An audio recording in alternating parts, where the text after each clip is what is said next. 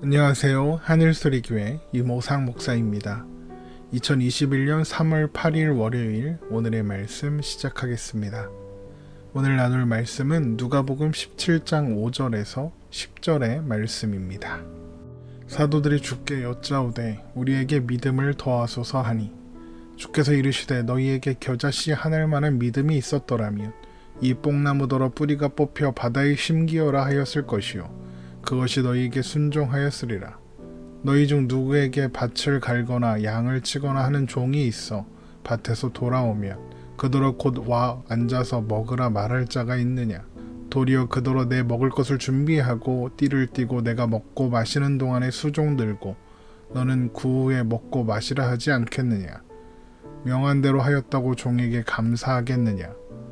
이와 같이 너희도 명령받은 것을 다 행한 후에 이르기를 우리는 무익한 종이라 우리가 하여야 할 일을 한 것뿐이라 할지니라. 아멘. 속으로는 세상을 사랑하는 자면서도 스스로를 의롭다 여기면서 사람들 앞에서 자신을 의롭게 보이는 것에만 신경을 쓰는 바리새인들의 현실을 폭로하신 주님은 그들의 행실을 거울 삼아 제자들을 경계하셨습니다. 그리고 그 구체적인 내용으로 주어진 것이 형제를 실족하게 하지 말아야 한다는 것과 끝까지 용서해야 한다는 것이었죠. 그런데 예수님께서 말씀하시는 것을 듣고 있던 제자들은 이렇게 반응합니다. 누가복음 17장 5절입니다. 사도들이 주께 여짜오되 우리에게 믿음을 더하소서 하니. 이 말씀은 얼핏 보면 대단히 훌륭한 그런 요청인 것처럼 보입니다. 그러나 조금 더 생각해보면 사도들의, 제자들의 태도가 얼마나 잘못된 것인지 알 수 있습니다. 우리에게 믿음을 더하소서라는 말을 조금 더 구체적으로 표현해보면 이렇게 될 것입니다. 주님, 우리에게 이미 믿음이 있습니다. 그런데 주님께서 요구하시는 내용은 우리가 가진 믿음으로는 쉽게 할 수 있는 일이 아닌 것 같네요. 그러니 우리에게 믿음을 더 채워주세요. 그러면 우리가 그 일을 할 수 있습니다. 라고 이야기한 것이죠. 얼핏 보면 제자들의 말에 잘못이 있는 것처럼 보이지 않으실 겁니다. 그러나 이에 대하여 예수님께서 말씀하시는 내용을 보면, 예수님의 대답을 들어보면 제자들이 무엇을 실수하고 있는지 알 수 있습니다. 제자들의 요청에 주님은 이렇게 대답하시죠. 누가복음 17장 6절입니다. 주께서 이르시되 너희에게 겨자씨 하늘만한 믿음이 있었더라면 이 뽕나무더러 뿌리가 뽑혀 바다에 심기어라 하였을 것이요 그것이 너희에게 순종하였으리라. 우리가 아닌 것처럼 겨자씨는 아주 작습니다. 그런데 예수님은 제자들에게 아주 작은 그 겨자씨 하늘만한 믿음이 있었다면 뽕나무가 뽑혀서 바다에 심기는 것 같은 불가능한 일이 일어날 수 있다라고 말씀하시는 겁니다. 그러니까 이 말씀은 단순하게 겨자씨 하늘만한 믿음이 있으면 그래서 뽕나무에게 명하면 바다에 심겨지게 된다, 그 이야기를 하시려는 것이 아니라 지금 제자들이 도저히 감당할 수 없다, 믿음을 더해 주시면 내가 할 수 있다라고 생각하는 그 일, 곧 하나님의 사랑으로 형제 사랑하는 그 일을 할 수 있다는 말입니다. 그런데 이 말씀에서 우리가 놓치지 말아야 할 중요한 표현이 한 가지 있죠. 바로 너희에게 겨자씨 하늘만한 믿음이 있었더라면입니다.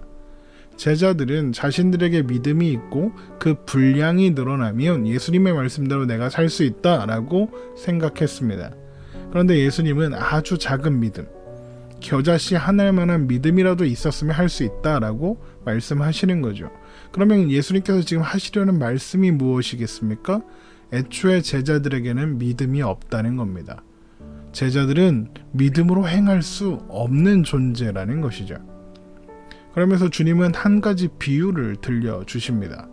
누가복음 17장 7절에서 10절의 말씀입니다. 너희 중 누구에게 밭을 갈거나 양을 치거나 하는 종이 있어 밭에서 돌아오면 그더러 곧 와 앉아서 먹으라 말할 자가 있느냐. 도리어 그더러 내 먹을 것을 준비하고 띠를 띠고 내가 먹고 마시는 동안에 수종 들고 너는 그 후에 먹고 마시라 하지 않겠느냐. 명한 대로 하였다고 종에게 감사하겠느냐. 이와 같이 너희도 명령받은 것을 다 행한 후에 이르기를 우리는 무익한 종이라 우리가 하여야 할 일을 한 것뿐이라 할지니라. 이 비유가 앞에 제자들에게 겨자씨 하나할 만한 믿음이 있다면 불가능하다고 생각하는 그 일도 할 수 있다고 하신 그 말씀에 연결되어 있다는 것을 놓치면 안 됩니다. 만약 그것을 놓치면 이 말씀은 단순히 종된 자로서의 의무와 책임에 대한 교훈처럼 이해하게 되기 때문이죠. 비유만 따로 떼어놓고 보면 그런 의미로 이해할 수도 있다고 생각할 수 있겠습니다. 그러나 앞에 하신 겨자씨 하나할 만한 믿음을 설명하는 비유로 이 말씀을 보게 되면 이 비유는 종의 의무와 책임에 대한 말씀이 아니라 믿음이 무엇인지 그리고 믿음으로 행한다는 게 무엇인지에 대한 말씀이라는 것을 알 수 있습니다. 그러면 말씀을 한번 구체적으로 살펴보죠. 주인은 종이 섬기는 일에 대하여 고마워하지 않습니다. 하루 종일 고생하고 돌아온 종에게 주인을 위해 먹을 것을 준비하게 하고 뿐만 아니라 주인이 먹는 동안에 수종 들고 그 후에 먹고 마셔라 라고 하죠. 게다가 종이 주인의 명령대로 했다고 해서 주인이 종에게 감사하지 않습니다. 왜 그렇습니까? 종은 당연히 해야 할 일을 다 한 것뿐입니다. 열심히 일하고 주인을 섬긴 일이 종의 공로나 업적이 아니라는 것이죠. 그러면 이것이 믿음과 어떤 관계가 있는 걸까요? 이 말씀을 이해하려면 우리는 먼저 믿음이 어떻게 생기는가 확인해야 합니다. 에베소서 2장 8절에서 9절의 말씀입니다. 너희는 그 은혜에 의하여 믿음으로 말미암아 구원을 받았으니 이것은 너희에게서 난 것이 아니요 하나님의 선물이라. 행위에서 난 것이 아니니 이는 누구든지 자랑하지 못하게 함이라. 우리는 은혜에 의하여 믿음으로 말미암아 구원을 받았습니다. 그러면서 이것은 너희에게서 난 것이 아니요 하나님의 선물이라고 하죠. 여기에서 우리에게서 난 것이 아닌 하나님의 선물로 주어진 것이 무엇이겠습니까? 여기에서 하나님의 선물이 가리키는 것은 구원만이 아니라 우리를 구원에 이르게 하는 믿음 또한 포함되는 겁니다. 믿음도 하나님께서 주신 선물이라는 것이죠. 결국 우리 안에 믿음이 있다. 이것은 하나님께서 믿음을 선물로 주셨기 때문이지 우리가 무언가 한 결과로 대가로 생긴 것이 아니라는 겁니다. 그래서 예수님께서는 요한복음 6장 44절에 이렇게 말씀하십니다. 나를 보내신 아버지께서 이끌지 아니하시면 아무도 내게 올 수 없으니 오는 그를 내가 마지막 날에 다시 살리리라. 하나님께서 이끌지 않으시면, 하나님께서 보내주시지 않으면 아무도 예수님 앞으로 갈 수 없습니다. 믿음이 우리로부터 시작되는 것이 아니라는 것이죠. 또한 에베소서 1장을 보면 성삼위 하나님께서 우리를 구원하시기 위하여 이루신 일들이 무엇인지 구체적으로 설명하는 내용이 나옵니다. 그 말씀을 보면 먼저 창세전에 성부 하나님께서 우리의 자격과 조건과는 상관없이 하나님의 기쁘신 뜻대로 우리를 선택하시고 예정하십니다. 에베소서 1장 3절에서 6절입니다. 찬송하리로다 하나님 곧 우리 주 예수 그리스도의 아버지께서 그리스도 안에서 하늘에 속한 모든 신령한 복을 우리에게 주시되 곧 창세전에 그리스도 안에서 우리를 택하사 우리로 사랑 안에서 그의 앞에 거룩하고 흠이 없게 하시려고 그 기쁘신 뜻대로 우리를 예정하사 예수 그리스도로 말미암아 자기의 아들들이 되게 하셨으니 이는 그가 사랑하시는 자 안에서 우리에게 거저 주시는 바 그의 은혜의 영광을 찬송하게 하려는 것이라. 그렇게 성부 하나님께서 선택하시고 예정하신 사람들을 성자 예수님께서는 그 피로 말미암아 죄 사함을 받아 새롭게 하십니다. 에베소서 1장 7절입니다. 우리는 그리스도 안에서 그의 은혜의 풍성함을 따라 그의 피로 말미암아 속량 곧 죄사함을 받았느니라. 그때 성령 하나님께서 이 놀라운 복음 곧 진리의 말씀을 들을 때 우리로 믿게 하시고 그 믿음을 우리 안에 확증하여 주심으로써 영원한 보증이 되어 주십니다. 에베소서 1장 13절에서 14절의 말씀입니다. 그 안에서 너희도 진리의 말씀 곧 너희의 구원의 복음을 듣고 그 안에서 또한 믿어 약속의 성령으로 인치심을 받았으니 이는 우리 기업의 보증이 돼서 그 얻으신 것을 속량하시고 그의 영광을 찬송하게 하려 하심이라. 그래서 고린도전서 2장 4절에서 5절을 보면 사도 바울이 이렇게 말하는 겁니다.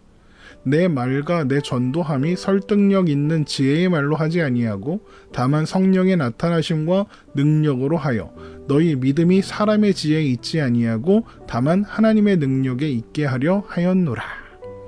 우리의 믿음은 사람의 지혜나 사람의 방법이나 사람의 설득에 의해서 생긴 것이 아니라, 우리의 공로로 의해서 생긴 것이 아니라 하나님의 능력으로, 하나님의 은혜의 선물로 주어진다는 것입니다.